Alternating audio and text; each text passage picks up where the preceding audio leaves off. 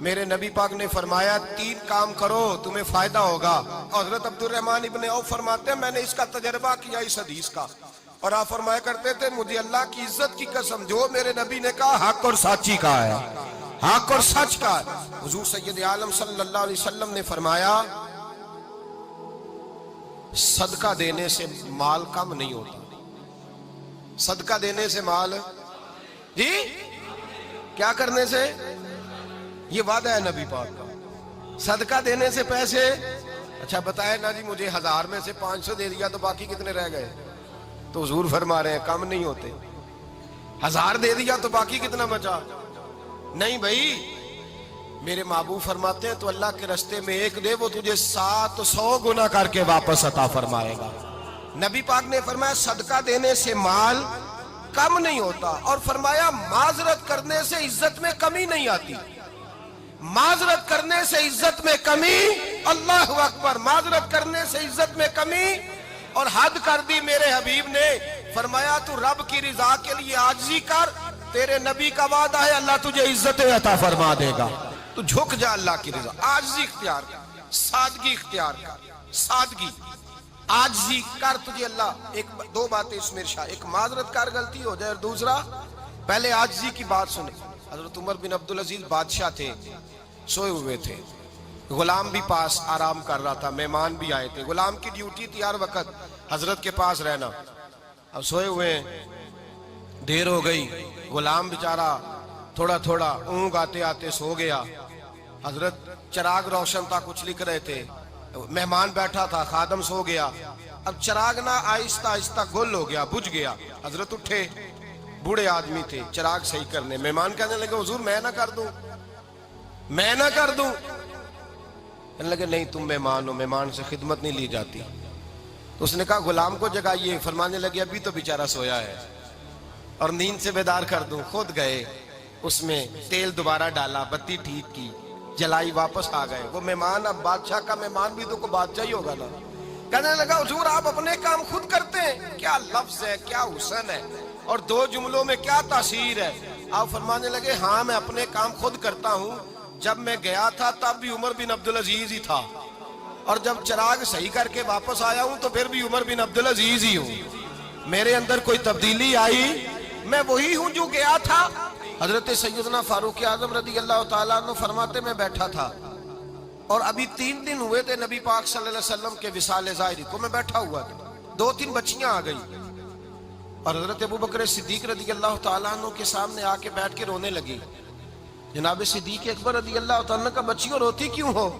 تو کہنے لگے آپ خلیفہ بن گئے ہیں. جب سے ہمارے ابا کا انتقال ہوا تھا ہمارا ذریعہ معاش یہ تھا کہ ہم نے بکریاں رکھی ہوئی تھی. آپ روز آتے تھے, بکریوں کا دودھ دھوتے تھے, ہم پی بھی لیتی تھی, بیچ کے گزارا بھی کر لیتی. اب آپ تو خلیفہ بن گئے, کون آیا کرے گا؟ تو حضرت ابو بکر صدیق فرمانے لگے تمہیں پتہ ہے جو خلیفہ ہوتا ہے وہ تو خادم ہوتا ہے قوم کا, میں آیا کروں گا.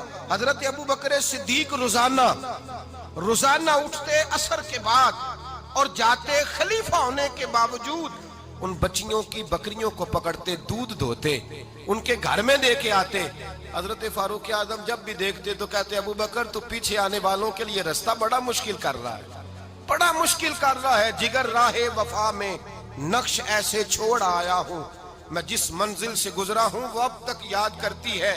حضرت سلمان فارسی رضی اللہ تعالیٰ عنہ صوبے کے گورنر تھے, سادہ سا لباس پہن کر, سادہ سا, بس اسٹاپ پہ کھڑے تھے, جہاں سے لوگ اندر داخل ہوتے تھے, جہاں سواریاں باندھی جاتی تھی, آج ہم اپنے زبان میں اسے بس اسٹاپ کہتے.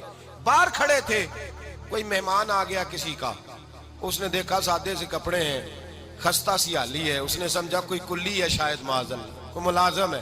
کہنے لگا خادم ادھر آؤ, ادھر آؤ. آپ قریب گئے, کہنے لگے میرا سامان اٹھاؤ. امام غزالی فرماتے ہیں جب تو علم پڑھنے بیٹھتا ہے تو یہ بھی خیال کرنا تیرے اندر تکبر کا بوٹا نہ لگ جائے, عاجزی اختیار کرنا.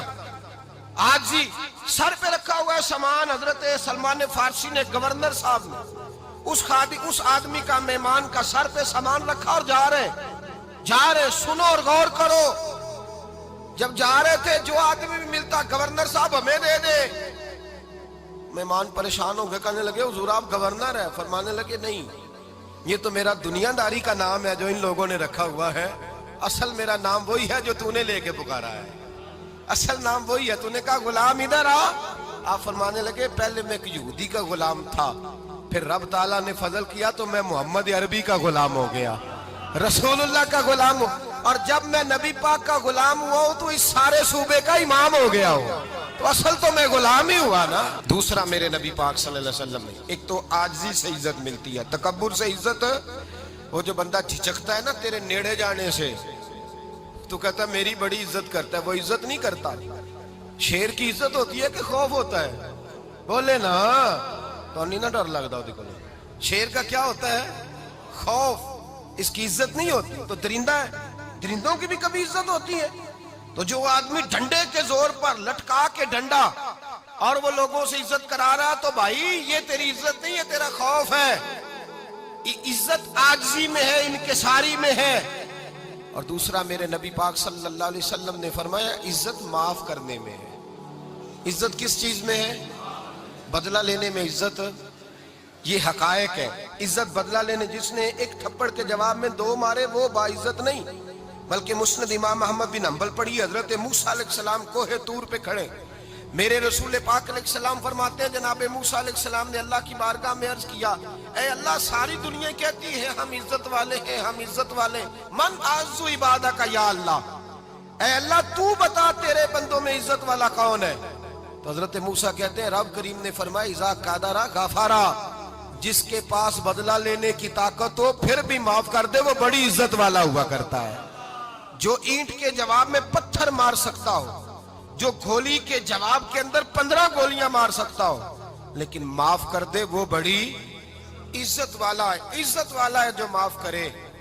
حضرت فخر جہاں دہلوی بہت بڑے درویش تھے، سلسلہ عالیہ چشتیہ کا بہت بڑا نام، اور اس صوفی کے آپ حالات پڑھیں تو رب کریم نے بڑا ہی نوازا ہوا تھا۔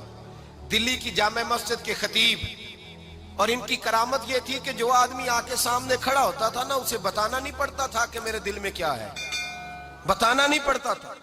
سامنے آ کے کھڑا ہوتا تھا تو حضرت ہاتھ اٹھاتے تھے، کہتے تھے اللہ یہ بے اولاد ہے اسے اولاد عطا کر دے۔ دوسرا آ کے کھڑا ہوا، خوشی نہیں ہو رہی آپ کو؟